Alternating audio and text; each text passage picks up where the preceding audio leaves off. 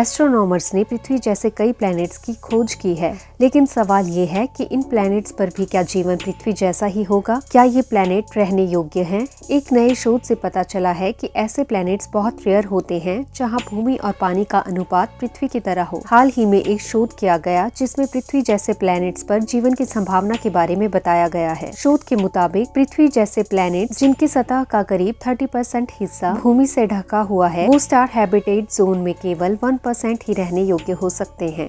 Star habitat zone वो इलाके होते हैं जहां किसी प्लैनेट की सतह पर पानी मौजूद हो सकता है। इन प्लैनेट में करीब 80% पर भूमि है और करीब 20% पूरी तरह से समंदर से ढके हैं। रिसर्चर्स ने प्लेट टेक्टोनिक्स के जरिए प्लैनेट की भूमि की रिसाइकलिंग और प्लैनेट के मेंटल में पानी के बीच संबंधों की मॉडलिंग की है।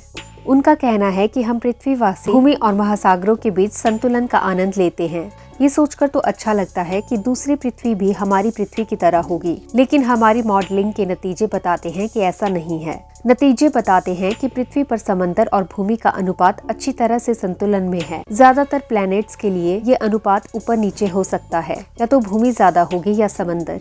जब किसी प्लैनेट का आंतरिक भाग पृथ्वी के मेंटल के तापमान जितना ठंडा हो जाता है तो 1410 डिग्री सेल्सियस होता है। ज्यादातर गहराई में ये 3700 सेल्सियस तक गर्म होता है। इसी तापमान के आधार पर ये तय होता है कि किसी प्लैनेट पर भूमि ज्यादा होगी या पानी।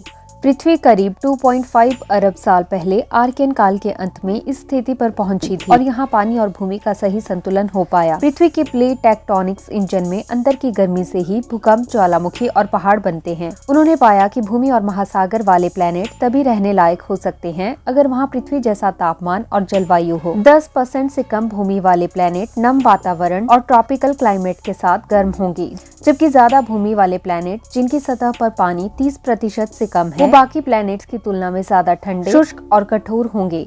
इन प्लैनेट्स पर ठंडे रेगिस्तान फैले होंगे और बड़े ग्लेशियर और बर्फ की चादरें होंगी।